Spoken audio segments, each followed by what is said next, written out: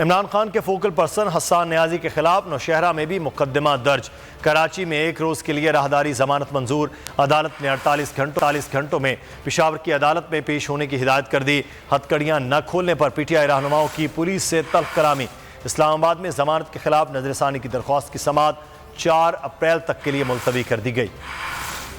हसन नियाजी के खिलाफ मुकदमात की भरमार, एक मुकदमे में जमानत तो दूसरा तैयार। इमरान खान के फोकल पर्सन हसन नियाजी के खिलाफ नौशेरा में भी मुकदमा दर्ज कर लिया। शहरी की दरख्वास्त पर थाना नौशेरा कैंट में मुकदमा दर्ज किया गया। FIR में सिक्योरिटी इदारों के खिलाफ इश्तियाल अंगेज बयानात का इल्जाम लगाया गया है। कराची में हसन नियाजी को सख्त सिक्योरिटी में हथकड़ी लगाकर सिटी कोर्ट लाया गया। हथकड़ियाँ न खोलने पर PTI रहनुमाओं की पुलिस से तल्ख कलामी भी हुई।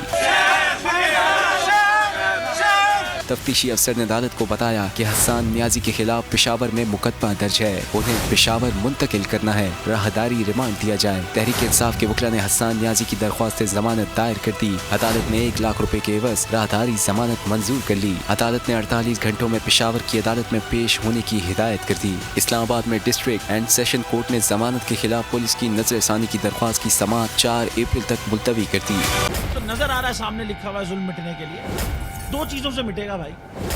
एक, अदल की कुर्सी पे जो लोग बैठते हैं ना, वो अदल के हिसाब से फैसले करने लगे। दूसरा, कौम निकल खड़ी उस जुल्म के खिलाफ, तो जुल्म खत्म हो जाएगा। या इन दोनों में से कोई एक चीज हो जाए या दोनों हो जाए।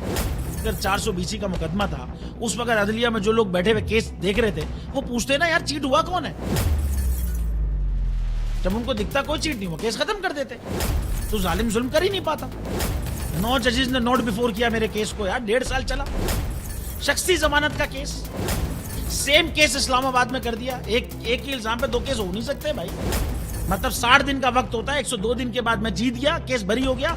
102 दिन के बाद अपील फाइल की, एक्सेप्ट कर ली। नहीं करते ना एक्सेप्ट, खत्म हो जाता ना जुल्म यार। भरी अदालत में मुझे बरी कर दिया, फिर पता नहीं क्या हुआ 2.5 घंटे बाद का नोट बिफोर। मैं नहीं सुनता ये केस, खड़े रहते अपने फैसले पे, मिट जाता जुल्म। अल्लाह ताला ने बिठाया इन कुर्सियों पे इनको यार, ये अल्लाह ताला की तरफ से फैसले करने हैं। तो या तो ये फैसले आएंगे, जुल्म मिट जाएगा, या कौम खड़ी हो जाएगी जुल्म के खिलाफ।